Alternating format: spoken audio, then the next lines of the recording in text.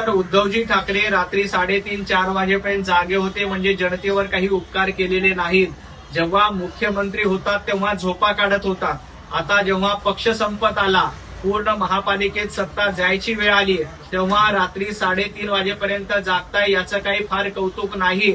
महाराष्ट्रातील जनता जेव्हा कोरोना काळामध्ये अस्वस्थ होती त्यावेळेला तुम्ही झोपा काढत होतात, घरामध्ये बसून फेसबुक लाईव्ह करत होतात. सर्वसामान्य मुंबईकर वाऱ्यावर असताना तुम्ही घरामध्ये बसवून कोमट पाणी प्या म्हणून फेसबुक लाईव्ह करण्यामध्ये धन्यता मानली. हे मी नाही, स्वतः शरद पवार साहेबांनी आपल्या पुस्तकामध्ये लिहिलेलं आहे.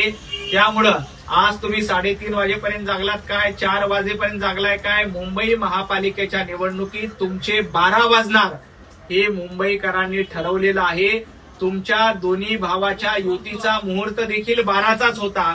त्यामुळं येणाऱ्या महापालिकेच्या निवडणुकीमध्ये मनसे आणि उबाटा गटाचे 12 वाजणार हे निश्चित आहे.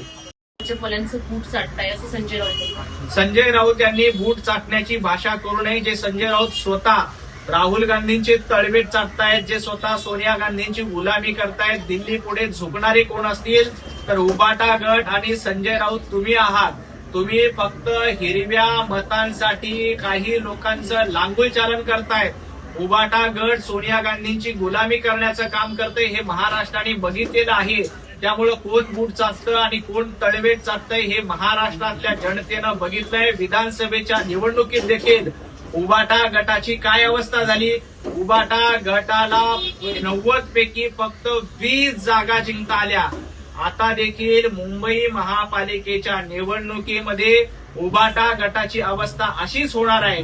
कारण महाराष्ट्रातील जनता जशी देवाभाऊंच्या पाठीशी आहे तसं सर्वसामान्य मुंबईकर हे देवेंद्रजी फडणवीस साहेबांच्या पाठीशी आहेत आणि देवाभाऊंना निश्चितपणे आशीर्वाद देतील.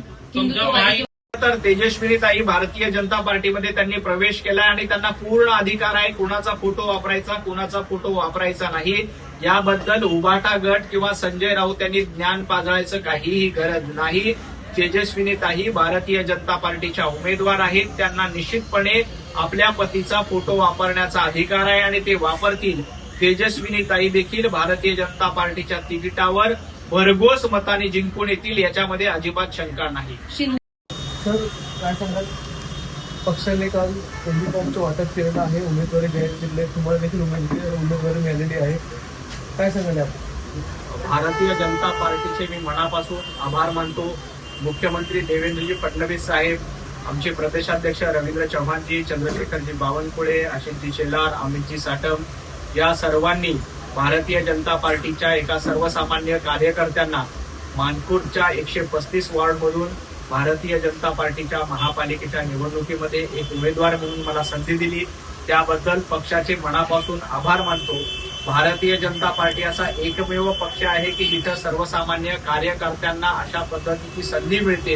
इथं तुम्हाला तिकीट मिळण्यासाठी कुणाच्या कुटुंबातच जन्माला आलं पाहिजे याची आवश्यकता नाही, तर सर्वसामान्य कार्यकर्ता देखील भारतीय जनता पार्टीचा उमेदवार होऊ शकतो. हेच भारतीय जनता पार्टीचं धोरण आहे. निश्चितपणे मानपूर सारख्या भागातून मला संधी दिली त्याबद्दल पक्षाचे आभार मानतो. मानपूरची जनता भारतीय जनता पार्टीच्या पाठीशी खंबीरपणे उभी राहील, भारतीय जनता पार्टीला आशीर्वाद देईल, याच्यामध्ये अजिबात शंका नाही. मुख्यमंत्री देवेंद्रजी फडणवीस साहेब यांनी मुंबईचा विकास केलाय. मानपूर सारख्या भागामध्ये देखील मेट्रो आणली. त्यामुळे या सगळ्या परिसराचा एक विकास होतोय, चेहरा बदलतोय. या नव्या चेहऱ्याबरोबर मानपूरचा विकास देखील होईल. त्यामुळे मी पक्षाच्या वतीनं पक्षाचे मनापासून आभार मानतो की त्यांनी मला ही संधी दिली आणि या पक्षाच्या वतीनं मानपूरचा विकास करण्याची एक नवी संधी या निमित्ताने उपलब्ध आहे. मानपूर वासीय, सर्व मानपूरचे रहिवासी भारतीय जनता पार्टीला आणि महायुतीला निश्चितपणे आशीर्वाद देतील.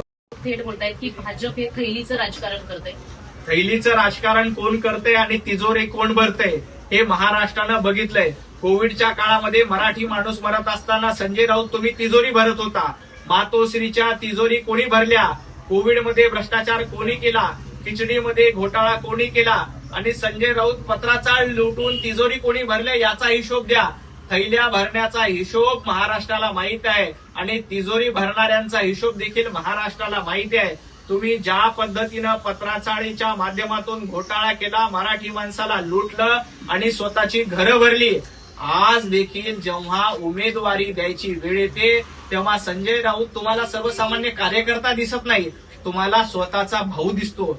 स्वतःच्या भावाला उमेदवारी द्यायची आणि कार्यकर्त्याला वाऱ्यावर सोडायचं, हे उबाटा गटाचं धोरण आहे. आपल्याच कुटुंबामध्ये उमेदवारी, आपल्याच कुटुंबात खासदार, आपल्याच कुटुंबात आमदार, आपल्याच कुटुंबात नगरसेवक, हे उबाटा गट आणि संजय राऊतांचं धोरण आहे.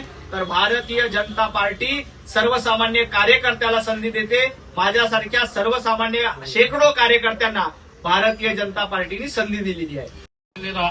राष्ट्रवादी आहे, त्यांनी काल सजू मलिक यांना उमेदवारी दिली आहे. सजू मलिकांचं बॅकग्राऊंड बघितलं तर गुन्हेगारी पार्श्व डझनभरपेक्षा जास्त गुन्हे आहेत, तडीपारीचे ऑर्डर झालेले आहेत आणि अशा तडीपारीत असलेले बरेच लोक उमेदवार म्हणून येत आहेत. कसं आम्ही पहिल्याच दिवशी सांगितलं की नवाब मलिक राष्ट्रवादीचं नेतृत्व करणार असतील तर आमचा राष्ट्रवादीशी मुंबईमध्ये काहीही संबंध नाही, हे आमचे नेते आशिषजी शेलार, अमितजी साटम यांनी स्पष्ट केलंय. त्यामुळे मुंबईमध्ये आमचा आणि राष्ट्रवादीचा काहीही संबंध नाही. अशा पद्धतीनं गुन्हेगारांना उमेदवारी देत असतील तर जनता त्याचा निश्चितपणे निर्णय देईल.